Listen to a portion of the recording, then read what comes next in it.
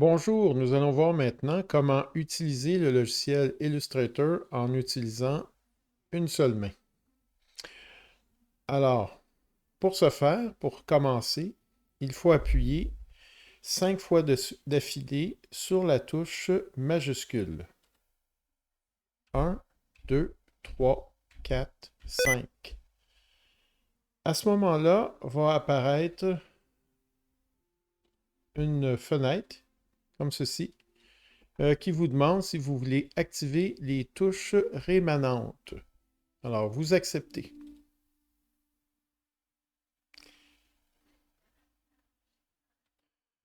Par la suite, pour que les touches majuscules CTRL et ALT deviennent rémanentes, il ne faut simplement que les toucher soit une fois.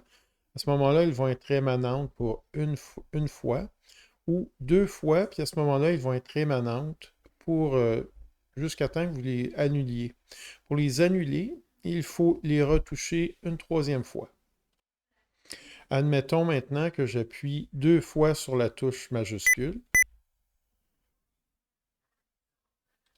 Quand je vais tracer une ligne droite, attendez, oui, comme ça, eh bien celle-ci va être comme si j'enfonçais la touche, mais voyez, j'utilise évidemment une seule main.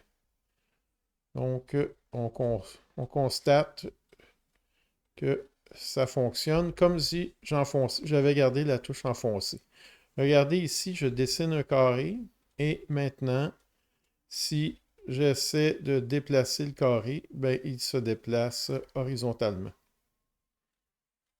Vous allez noter qu'il se désélectionne aussi parce que puisque j'ai la touche majuscule enfoncée, eh bien, on est en mode multi-sélection. Pour annuler tout ça, tout ce que j'ai à faire, c'est réappuyer sur la touche majuscule.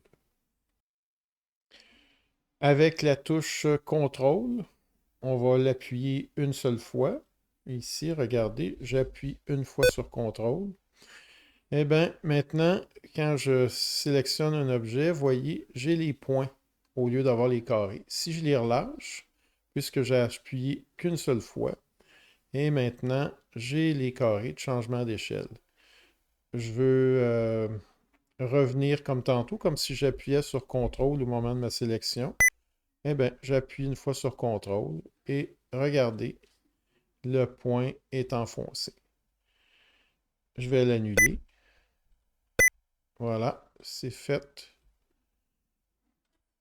En fait, c'était pas fait, mais là c'est le cas. On est revenu avec nos points.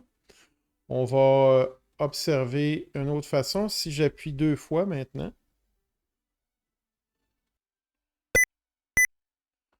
voilà. Alors, quand je sélectionne, c'est toujours comme si, bien que notez, la flèche est noire sur le côté, mais j'ai toujours les points plutôt que les carrés de changement d'échelle.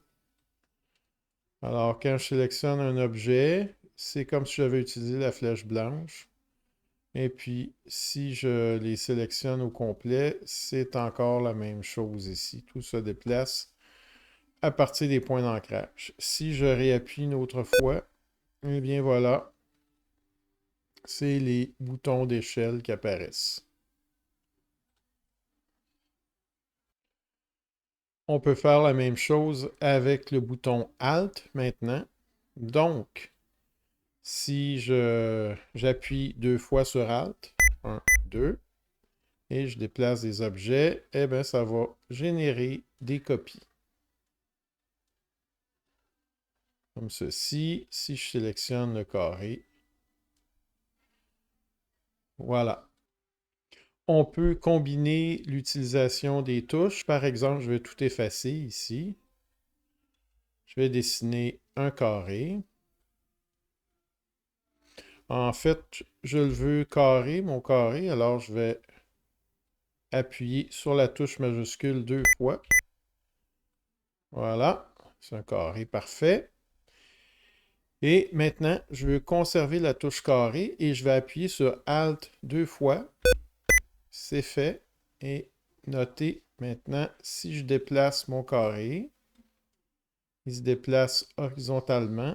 Ah ben, il semble que j'ai mal appuyé sur Alt. Je vais recommencer.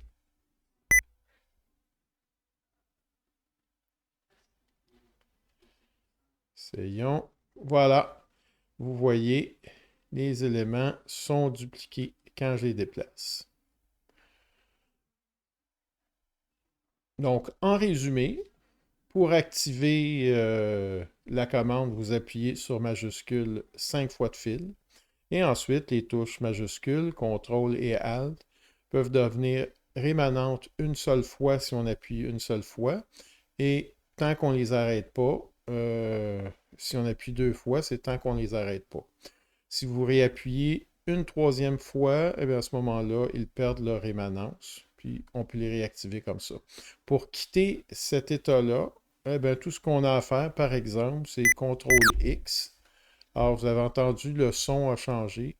Je n'ai plus cette propriété-là maintenant. Si je veux la revoir, j'ai juste à appuyer 5 fois et à recommencer. Merci de m'avoir écouté.